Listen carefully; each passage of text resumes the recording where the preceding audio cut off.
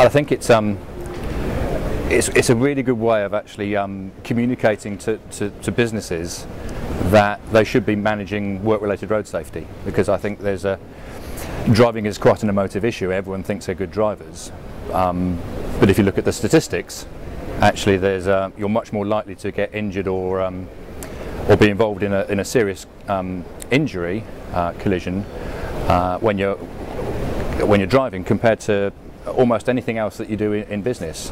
But it's an area that most businesses don't manage effectively. So as a way of communicating to business, I think it's very important.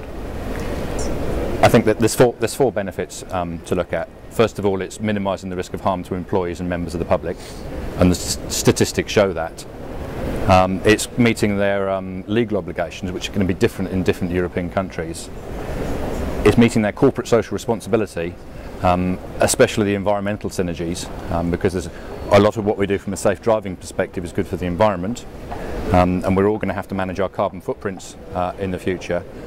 But the biggest benefit for most organisations are the financial savings, both the direct costs, but mostly the uninsured losses associated with every collision.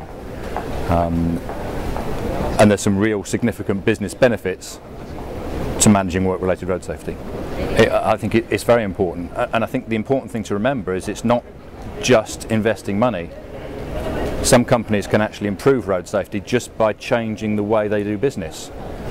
So not spending money on training, but just changing the way that they operate can allow drivers to drive safely and reduce their collision rate. I think that's an interesting question. I think the first thing that a company needs to do is convince its managers that this is an important thing to do, because the overall safety culture of the business will determine how effective any program is.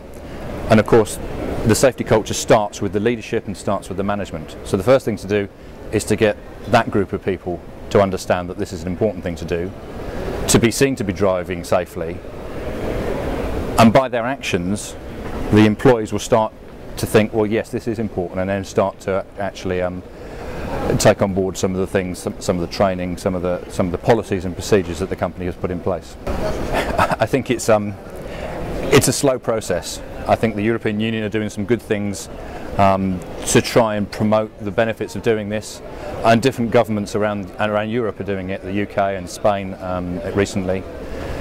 But it's a slow process. I think it's gradually becoming more and more apparent to companies that they need to do things, but we've got a long way to go.